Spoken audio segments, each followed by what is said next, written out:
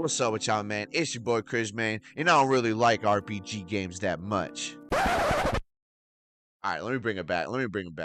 What's up with y'all, man? It's your boy Chris, man. Today we playing another fun game on the Super Nintendo, man. This one's called Soul Blazer. We gonna find out today with y'all, man. Is it good? Is it bad? I don't know. Let's go ahead and check it out. This is Non-RPG Fan Plays.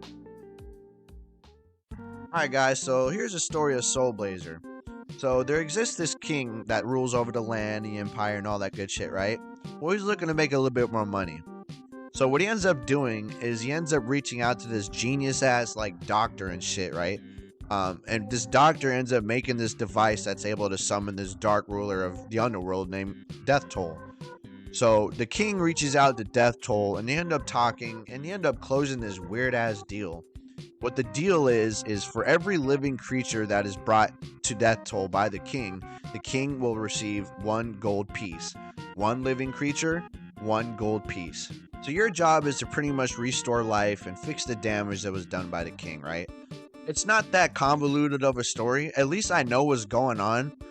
In Illusion of Gaia, I had no idea what the fuck I was doing half the time. But at least in this game, I pretty much understand what I'm supposed to be doing. Alright, so before we get this journey started, right, we're gonna have to give ourselves a name. Well, I chose the name Calpy. Apparently this guy is like, what? That's an interesting name. I've never quite heard of that. Calpy? Dude, you're fucking weird, bro. So once this dude's done making fun of me and shit, he ends up telling me I gotta go somewhere. Go somewhere? Dude, I thought this was a fucking mall. I was just trying to buy shoes. Now, apparently I gotta go somewhere? Fuck. Alright, let's go. Okay, so now that we're on our way, we can actually, grab a weapon, see what these combat mechanics are looking like. I walk over here and press a few buttons, and right away I can tell this is a hack and slash game. Alright, that's cool. It feels pretty similar to a game I, just got done playing. Oh yeah, Illusion of Gaia. So this game, Illusion of Gaia, and Terradigma are all part of the same umbrella of games where they all kind of look and play the same, but I don't really think they have the same developers. I could be wrong on that. I don't know. Just thought I'd let you guys know I definitely played these games out of order. So I like the way that these games play. I like the whole hack and slash thing. It's not exactly throwing you into the deep end right off the jump, overwhelming you with turn-based mechanics and shit. It's just enough to get you into this genre without fully sending it. You know what I'm saying? Like we are in there, but we're not quite in there just yet. But we'll get there. Don't worry. We just getting started. Throughout your playthrough, you're going to be fighting a lot of waves of enemies that come out of these portal things that you see flashing on screen. When all enemies destroyed that are required to open up the portal, you'll end up being able to step on it. And by doing so, you'll release all the animals or people that were sacrificed by the king. And what you're doing is you're slowly rebuilding the world back together, piece by piece, until everything is returned. If you destroy enough enemies, you'll actually level up your character, giving you a bigger health bar and healing you. You'll know you've leveled up because you get to hear this really sweet sound.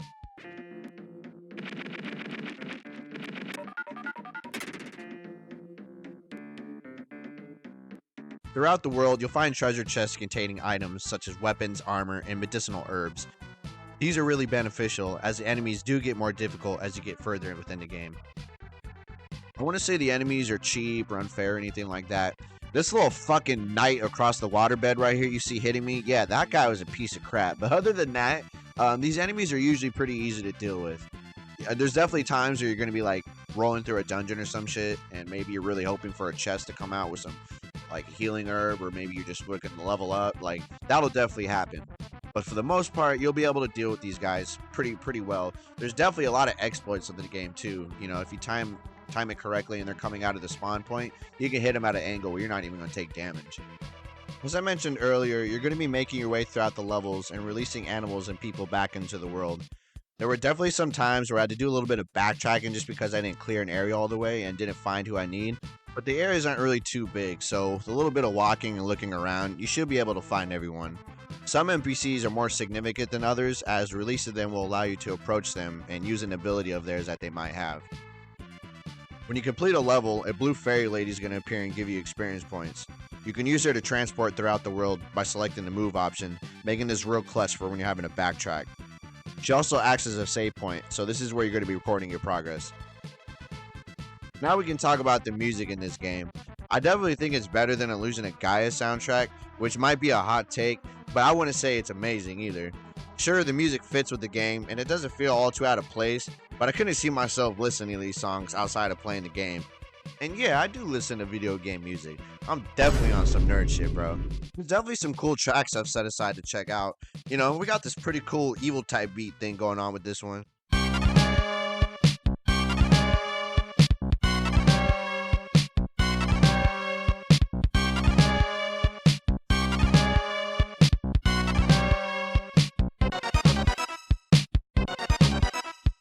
And then we got your classic, like 16-bit, funny, funky sounding songs like this one.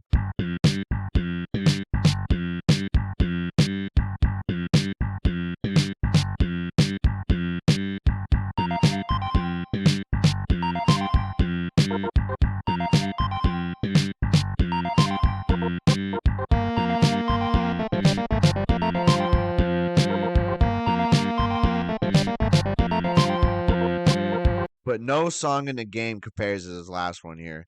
I'm not even joking. This shit real life go. Y'all can take a listen.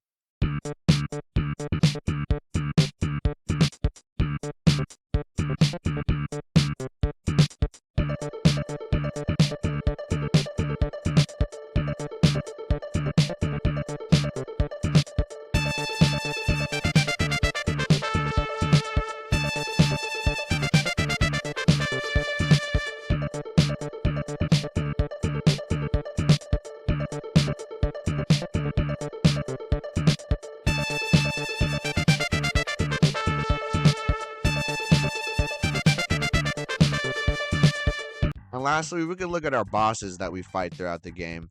Much like the enemies, you shouldn't have too much trouble defeating them, but there were for sure battles where I died more than 5 times against some, like this piece of shit flying one. I can't begin to tell you how many times I died fighting this fuck. I eventually beat him, but try like 45 minutes later. The bosses themselves aren't really too memorable though. It seems they exist just because a game needs a boss for each level at the end. They could have been worse, but then there's the last boss, Death Toll. This shit was a piece of cake. Sure, it probably took me like 5 tries to defeat him, but for the end boss, I would expect something a little bit more challenging.